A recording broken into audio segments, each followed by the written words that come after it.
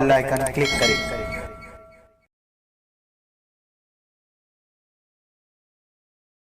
तोड़ा गया।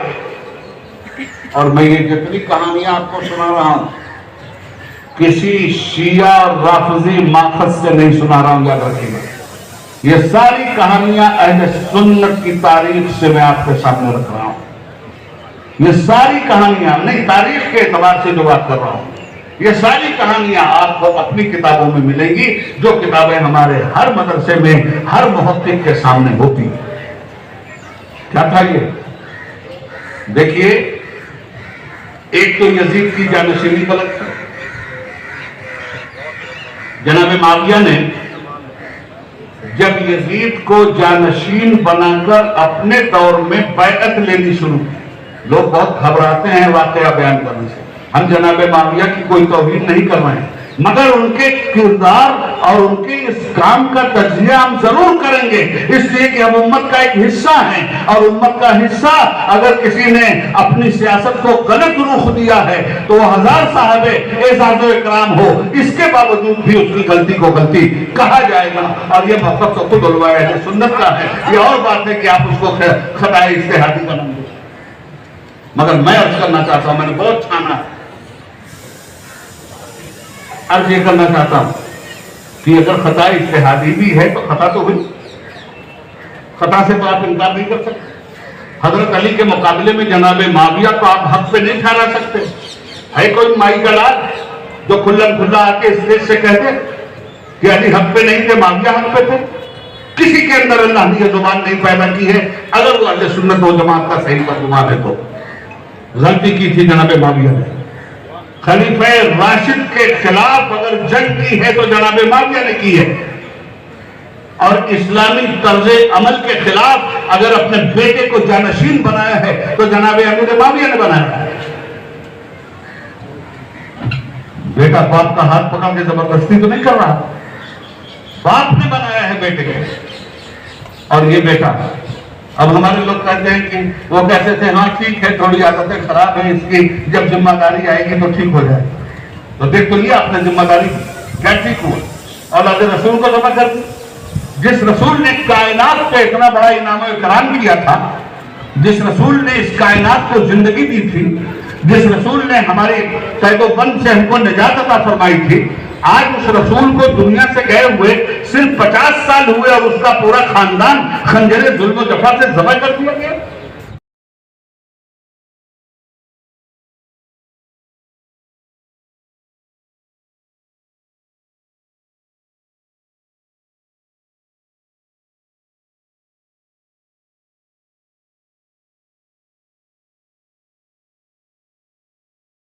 आज का जो दौर है बड़ा पुरफितन दौर है, और लोगों की आज़ादी का हाल ये है कि एक बहुत बड़ा तबका ऐसा होता जा रहा है कि जो लोग बुज़ुर्गों के हवाले से या सहाबाए किराम की अज़मत के हवाले से लोगों के दिलों में शुकूक व शुबहात डालना चाहते हैं। और ये अल्लाह तबारक व ताला का फ़ज़ल है और सरकार बगदाद की इनायत है कि उन तमाम फितनों के मुकाबले में सिर्फ हिंदुस्तान नहीं बल्कि पूरी दुनिया में देखेंगे तो आपको ये नज़र आएगा कि उन फितनों का मुकाबला करने वाले आपको इमाम अहमद रज़ा के ग़ुलाम ही नज़र आएंगे। लेकिन हालात ऐसे होते जा रहे हैं कि अब तो लोगों को किसी के बारे में बताया जाए कि देखो ये गुस्ताखे सहाबा है, इनसे दूर रहो। हाफिज़े इतने कमज़ोर हो गए कि 15 दिन में भूल जाते हैं, महीने के बाद उसी का प्रोग्राम करवाते हैं। अगर इनको कहा जाए कि ऐसे लोगों से दूर रहो जो बार बार बुजुर्गों की ज़ात पर हमला करते हैं, तो बाज़ तो ऐसे हैं कि अगर कहा जाए देखो ये सहाबा की गुस्ताखी हुई, तो कहते हैं हजरत और कुछ भी है। क्या कहते हैं? बस इतना ही है ना, माअज़ल्लाह रब्बिल आलमीन। यानी क्या इतना काफी नहीं है कि कोई सहाबा की शान में अगर भोंकता है तो हर मुसलमान पर फर्ज है कि ऐसे लोगों की सोहबत से और ऐसे लोगों की ताईद करने वाले लोगों से अपने आप को बचाए, अपनी नस्लों को बचाए। अब बगैर किसी तमहीद के आपके सामने ये अर्ज कर दूं कि आज जो फितने चलते हैं हजारों है, उसमें से एक फितना जो है बार बार सर उठाता है। ऐसा नहीं है कि एक महीने पहले उसने सर उठाया, इससे बड़े कांड वो उससे पहले माजी में कर चुका, जैसे कि जिसे उबैदुल्ला आजमी कहा जाता है। यानी करीब चंद दिनों पहले वो हजरत अमीर मुआविया की शान में गुस्ताखी किया। अब उससे कई साल पहले जब वो राम की तारीफ किया था और यहां तक माज़अल्लाह फख्र से वो कहता है कि मेरी बीवी जो है ना, वो मोरारी का प्रवचन बयान जब तक खत्म नहीं होता है ना, वो शौक से उसको सुनती है। यहां तक उसने अपने उस बयान के अंदर कहा कि क़यामत तक मुसलमान जितनी भी बच्चियां हैं, जितनी भी औरतें हैं, माज़अल्लाह रब्बिल आलमीन उनको सीता से तशबीह देता है। अब उस वक्त जब हमारे बड़ों ने फतवा दिया और हमारे बड़ों ने इनसे बचने के बारे में कहा, तो बहुत से लोग उसकी ताईद में खड़े हो जाते हैं और खड़े होने के बाद न जाने क्या क्या कहने लगे। काश कि हुजूर तादुशरिया, हुजूर मुहद्दिस कबीर और मसलके आला हजरत के वफादार उलमा की बात को अगर उसी जमाने में माना होता तो आज ये उबैदुल्ला जैसा नासूर ये सहाबाए किराम की अजमत पर नहीं भोंकता, हजरत अमीर मुआविया की शान में गुस्ताखी नहीं करता।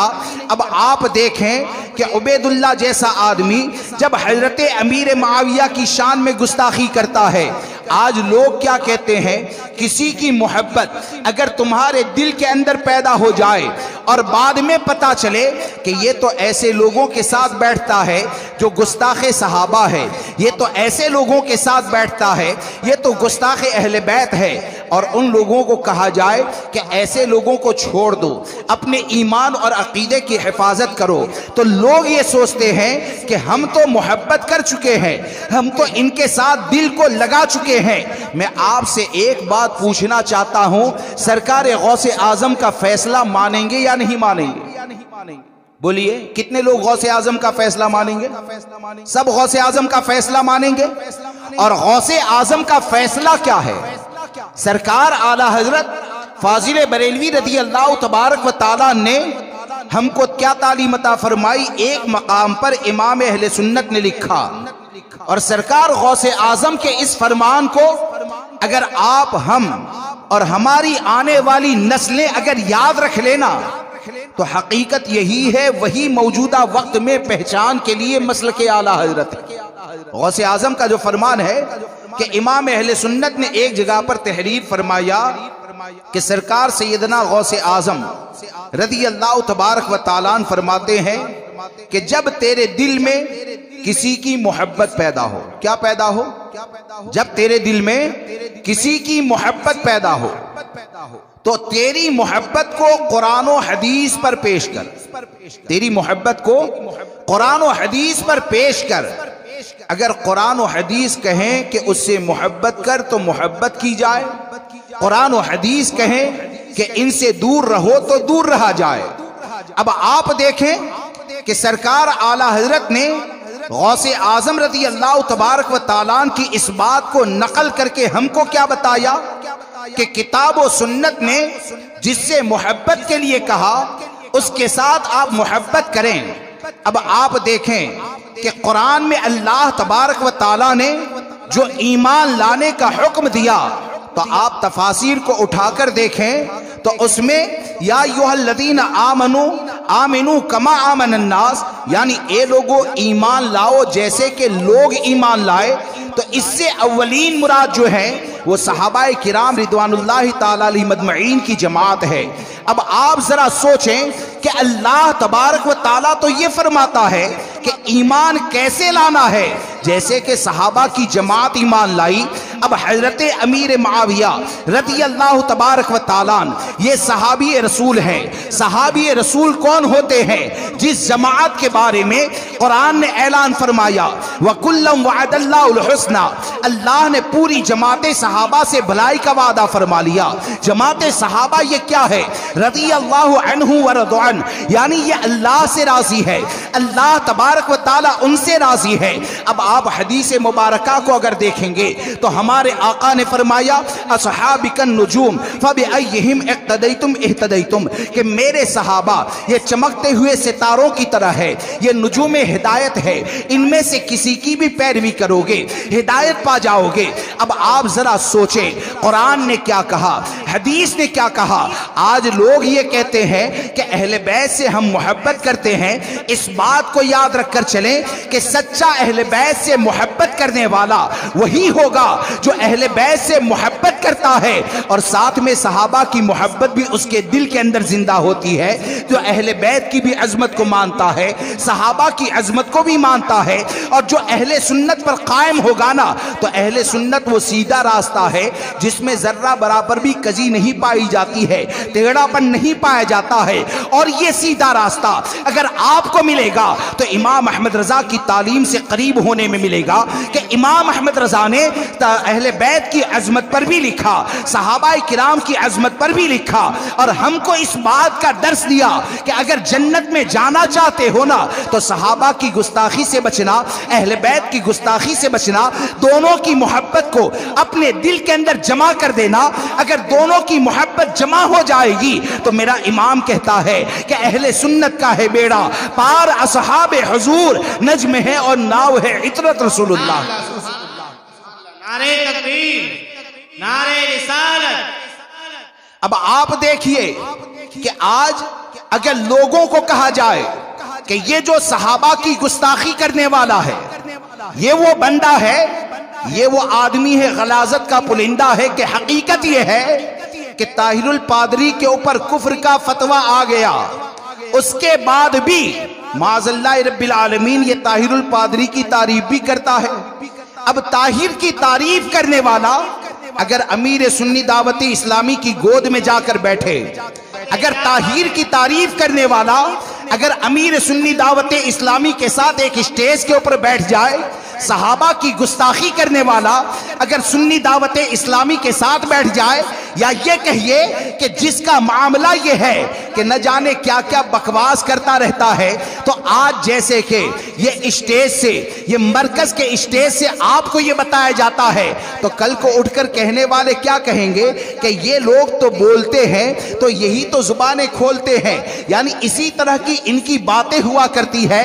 हमको इससे कोई लेना देना नहीं कि कौन हमारे बारे में क्या कहेगा, हमसे इससे कोई लेना देना नहीं कि कौन हमारी तारीफ करेगा, कौन हमारी बुराई करेगा। हमको तो हमारे इमाम ने यही दर्स दिया कि जो उस इमाम अहमद रजा का गुलाम होगा वो लोगों के चेहरे को देखकर बात नहीं करेगा, बल्कि इमाम अहमद रजा का सदका जिन उलमा को मिलता है तो वो तो जब भी बोलते हैं तो यही कहते हैं कि या रसूल अल्लाह करूं मदह अहले दोवल रजा, पड़े इस बला में मेरी बला, मैं गदा हूं अपने करीम का, मेरा दीन पा रहे नाल।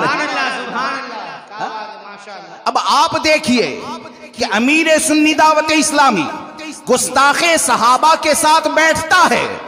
अगर हम बचाने की कोशिश करें तो सुबह में उठने के बाद ये कहा जाता है कि भाई इससे अहले सुन्नत व जमात का नुकसान होता है।